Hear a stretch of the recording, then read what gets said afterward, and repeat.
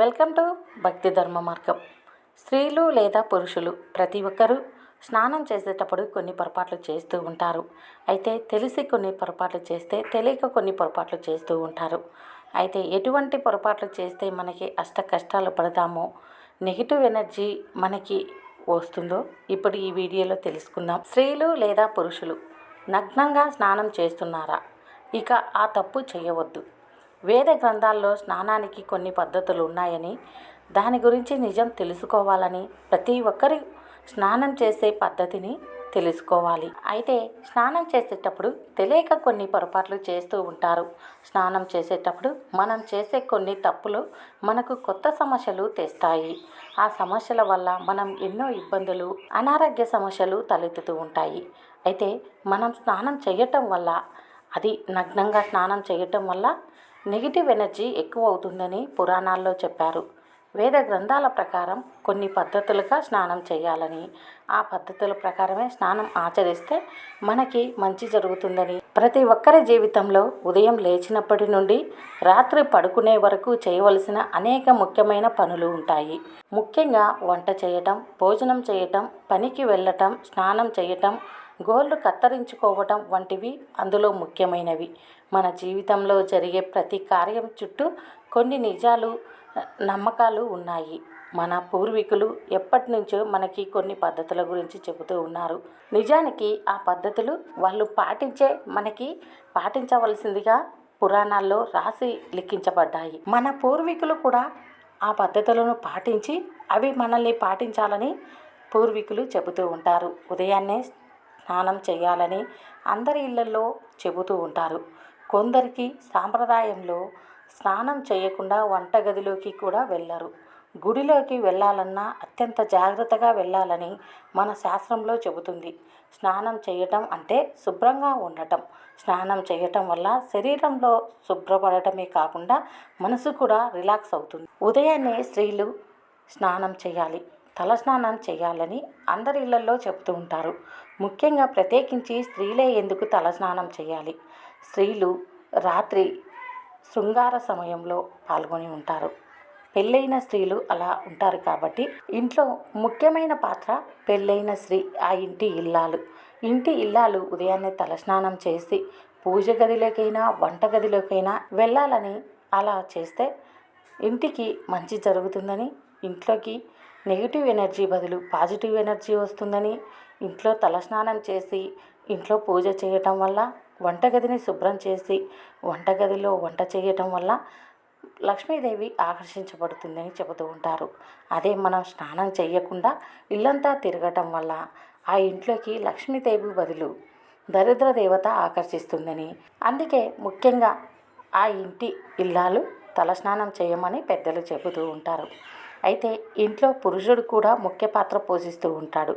ఏదైనా ముఖ్య పనులకు చేయాలన్నా, ముఖ్యమైన పనులకు వెళ్ళాలన్నా తలస్నానం చేసి వెళ్ళాలని చెబుతూ ఉంటారు. అయితే మీరు స్నానం చేసే సమయంలో కొన్ని పొరపాట్లు చేయటం వల్ల అవి మీ అనారోగ్య సమస్యలకు తలెత్తుతాయి. అయితే ఎలాంటి సమస్యలు తలెత్తుతాయి? స్నానంలో మనం ఎటువంటి తప్పులు చేస్తామో, హిందూ మత గ్రంథాల ప్రకారం నగ్నంగా స్నానం చేయకూడదు. చాలామంది బట్టలు లేకుండా స్నానం చేస్తూ ఉంటారు.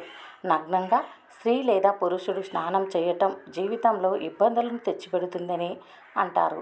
పూర్తిగా నగ్నంగా స్నానం చేయటం వల్ల చాలా ప్రమాదకరం. అది ఏంటో ఇప్పుడు చూద్దాం. ఎక్కువసేపు బట్టలు లేకుండా స్నానం చేస్తే ఇంట్లోకి దుష్టశక్తులు ప్రవేశిస్తాయని నమ్మకం. ఇది ఎవరైతే నగ్నంగా స్నానం చేస్తూ ఉంటారో వారి మనసుపై, ఇంటిపై ప్రభావం చూపుతుంది. అందుకే స్నానం చేసేటప్పుడు శరీరంపై ఏదైనా వస్త్రాన్ని ఉంచుకోవాలి. ఒక వస్త్రమైనా ధరించి స్నానం చేయాలని పెద్దలు చెబుతూ ఉంటారు. మరొక ముఖ్యమైన విషయం ఏంటంటే, బట్టలు లేకుండా, అదేనండి నగ్నంగా స్నానం చేస్తే లక్ష్మీదేవికి కోపం వస్తుందని చాలామంది నమ్ముతారు. ఈ విధంగా బట్టలు లేకుండా నగ్నంగా స్నానం చేయటం వల్ల ఆర్థిక స్థితిని ప్రభావితం చేస్తుందని, ఏదైనా డ్రెస్సు లేదా ఒక వస్త్రమైనా ధరించి స్నానం చేస్తే చాలా మంచిదని, స్త్రీలైతే చుడిదార్ చీర ధరించి స్నానం చేస్తే చాలా మంచిది.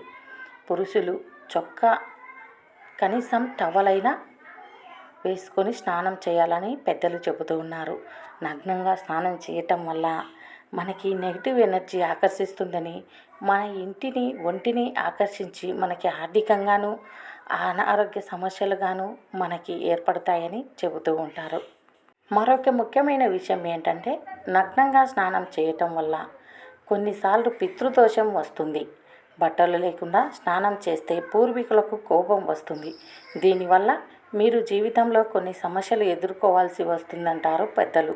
కాబట్టి స్నానం చేసేటప్పుడు కనీసం ఒక వస్త్రాన్నైనా ధరించి స్నానం చేస్తే మీ జీవితంలో మీ ఆరోగ్య సమస్యలలో మీరు ఎటువంటి ఆర్థిక ఇబ్బందులు పడకుండా ఉంటారని మన హిందూ పురాణం చెబుతుంది.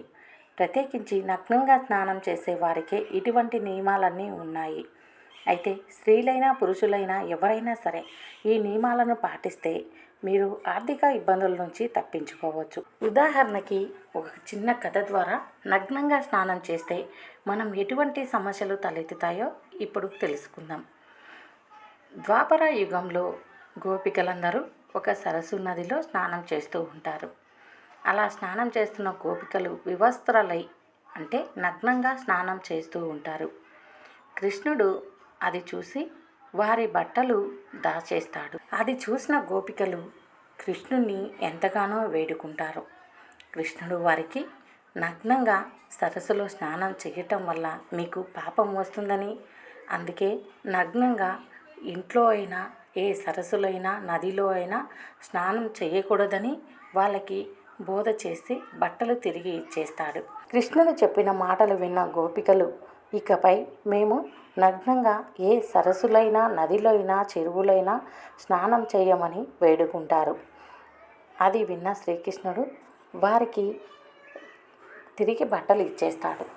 అయితే అప్పటి నుండి ద్వారకాలో ఎవరు నగ్నంగా స్నానం చేయరని మన పురాణాలు చెబుతున్నాయి. ద్వారకాలోనే కాదు, ఇప్పుడు ప్రతి ఒక్కరు ఈ కలియుగంలో కూడా ప్రతి ఒక్కరూ నగ్నంగా స్నానం చేయడం అలవాటైపోయింది. అయితే ఈ నగ్నంగా స్నానం చేస్తే ఎన్నో సమస్యలు తలెత్తుతాయని చాలామందికి తెలియదు. ఎందుకంటే నగ్నంగా స్నానం చేయటం వల్ల దుష్టశక్తులు కూడా ఆకర్షించే ప్రమాదం ఉంటుంది. ప్రతి ఒక్కరూ నగ్నంగా స్నానం చేసేవారు కొన్ని నియమాలు పాటించాలి. కనీసం ఒక వస్త్రమైన ధరించి స్నానం చేయటం వల్ల మీకే మంచిది. ఆర్థిక సమస్యలు తలెత్తకుండా ఉండాలన్నా, మీ ఇంట్లో ఎక్కువ అనారోగ్య సమస్యలు ఉండకుండా ఉండాలన్నా మీరు నగ్నంగా స్నానం చేయకుండా ఒక వస్త్రంతో అయినా స్నానం చేయాలి. పెద్దలు చెప్పిన విధంగా ప్రతి ఒక్కరూ ఈ నియమాలన్నీ పాటించి స్నానం చేసేటప్పుడు తగు జాగ్రత్తలు తీసుకోవాలి. మేము చేసే వీడియోస్ మీకు నోటిఫికేషన్గా రావాలంటే సబ్స్క్రైబ్ చేసి పక్కనే ఉన్న బెల్ బటన్లో ఆల్ ఆప్షన్ ప్రెస్ చేయండి.